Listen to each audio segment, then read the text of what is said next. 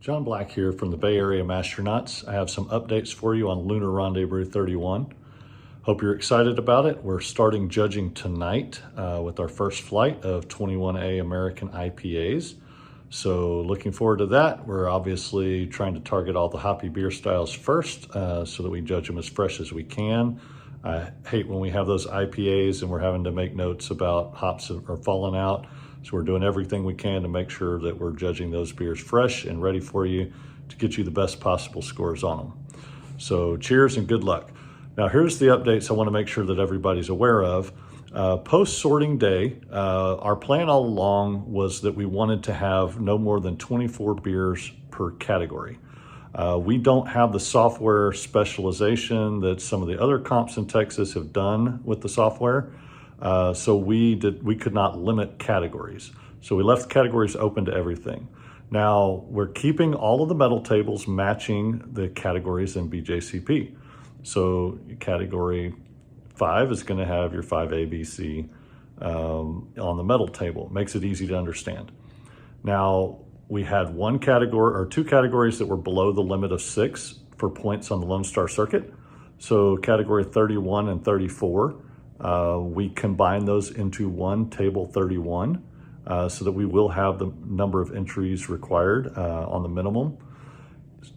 We used category 34 to keep the LSX styles separate. So all those new local styles that were added to the guidelines, I think there were more than the necessary to keep that as its own grouping. So instead of splitting it out and moving New Zealand Pilsner around and Katharina Sour to different places, we have a medal table for the local styles.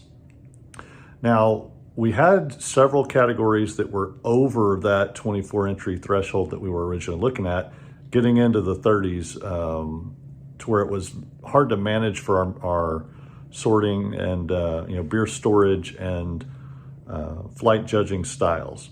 So what we decided to do was we broke some of those big categories out into multiple medal tables. So all this means is more medals to go around. So the ones that we were able to break out, category 1 was broken out into 2 tables. So we have table 1 is 1A and 1B, the American Light Lager and American Lager. 1C and 1D were created medal table number 35. So there will be essentially 6 medals given out in category 1, 3 medals for 1A and B, and 3 medals for C and D. Hope that makes sense.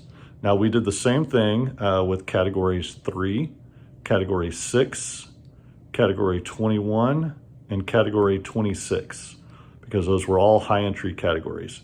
So we'll make sure and post this on the competition site so that you'll be able to see exactly what the breakdown is. We want to make sure that, come, medal time and awards time, you know exactly what you're competing against, right? You kind of knew anyway, but it's essentially less. So, right, if you had a wheat beer, American wheat, you're no longer competing against light lagers, American lagers, and cream ales. You're competing strictly against cream ales and wheat beers. So we're not adding anything to it or creating anything more difficult. We're actually just, it's a more specialized grouping of styles. So that brings up one more point in that 2 of the styles that came in with very high counts are ones that we have a Pro-Am scale-up opportunity associated with them. So in making this decision, we had some discussion about how we would handle that.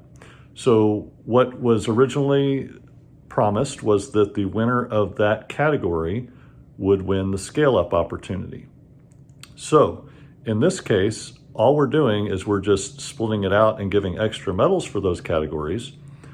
And so, for example, category 3, the Czech lagers.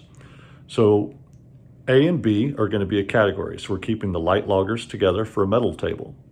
Category C and D will be together as the amber and darks, and they will be their own medal table. So the light ones will have gold, silver, bronze, and the amber and dark will have gold, silver, and bronze.